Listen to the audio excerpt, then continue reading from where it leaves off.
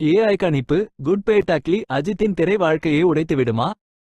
இதோ ஆதாரம். அறிமுகம். வணக்கம். இன்று நாம் பேசப்போவது தமிழ் சினிமாவின் மிகப்பெரிய சூப்பர் ஸ்டார்களில் ஒருவரான அஜித் குமார் அவர்களின் வரவிருக்கும் படமான குட் பே டக்லி பற்றி.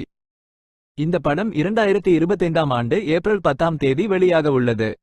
ஆனால் சமீபத்தில் ஒரு அதிர்ச்சியூட்டும் தகவல் வெளியாகியுள்ளது. ஏஐ தொழில்நுட்பம் இந்த படம் அஜித்தின் திரை வாழ்க்கையை உடைத்துவிடலாம் என்று கணித்துள்ளது. இது உண்மையா? இதற்கு என்ன ஆதாரம் இருக்கிறது? இதை பற்றி விரிவாக பார்ப்போம்.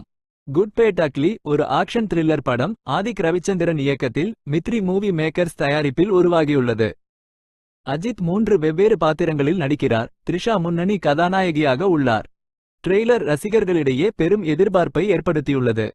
ஆனால் ஏஐ ஏன் இப்படத்தை பற்றி எதிர்மறையாக கணிக்கிறது? இதற்கு பின்னால் உள்ள காரணங்களை ஆராய்வோம்.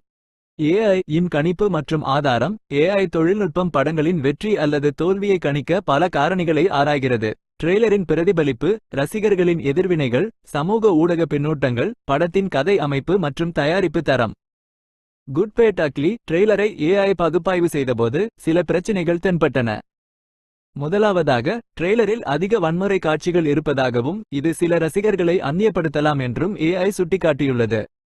அஜித்தின் சமீபத்திய படமான விடாமுயற்சி ஒரு உணர்ச்சிகரமான த்ரில்லராக இருந்தது. ஆனால் இது முழுக்க முழுக்க ஆக்ஷன் மற்றும் வன்முறையை மையமாக கொண்டதாக தெரிகிறது. இது அவரது பரந்த ரசிகர் பட்டாளத்திற்கு பிடிக்காமல் போகலாம். இரண்டாவதாக, ட்ரெய்லரின் பின்னணி இசை மற்றும் தொகுப்பு பற்றி சில விமர்சகர்கள் எதிர்மறையாக பேசியுள்ளனர்.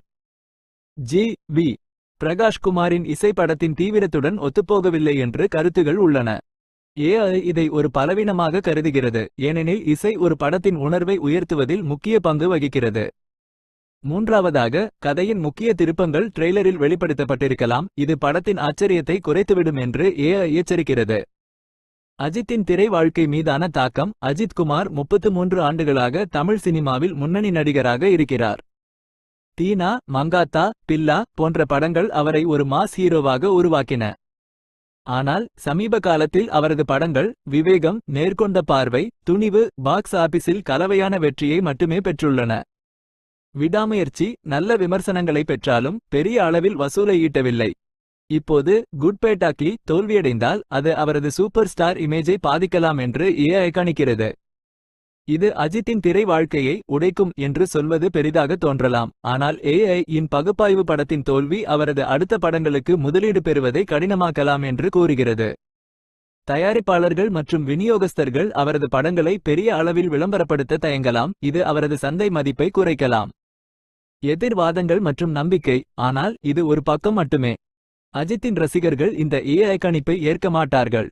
ட்ரெய்லர் 24 மணி நேரத்தில் 32 மில்லியன் பார்வைகளை பெற்றது, இது ஒரு பெரிய சாதனை. மித்ரி மூவி மேக்கர்ஸ் படத்தை பல மொழிகளில் வெளியிட திட்டமிட்டுள்ளது, மேலும் EPIQ வடிவம் பார்வையாளர்களுக்கு புதிய அனுபவத்தை அளிக்கும்.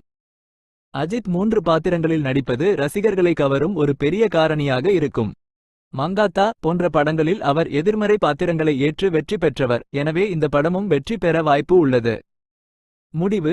ஏஐ இன் கணிப்பு குட் பே டக்லி அஜித்தின் திரை வாழ்க்கையை உடைக்கலாம் என்று சொன்னாலும் இது முழுக்க முழுக்க டேட்டாவை அடிப்படையாக கொண்டது. தமிழ் சினிமாவில் ரசிகர்களின் ஆதரவு மற்றும் அஜித்தின் நடிப்பு திறன் எப்போதும் எதிர்பாராத வெற்றிகளை பெற்று தந்துள்ளது. இந்த படம் வெற்றியடையுமா அல்லது தோல்வியடையுமா என்பது ஏப்ரல் 10ஆம் தேதிதான் தெரியும். அதுவரை இந்த ஏஐ கணிப்பு ஒரு சுவாரஸ்யமான விவாதத்தை தொடங்கியுள்ளது. உங்கள் கருத்து என்ன? கமெண்டில் சொல்லுங்கள். நன்றி.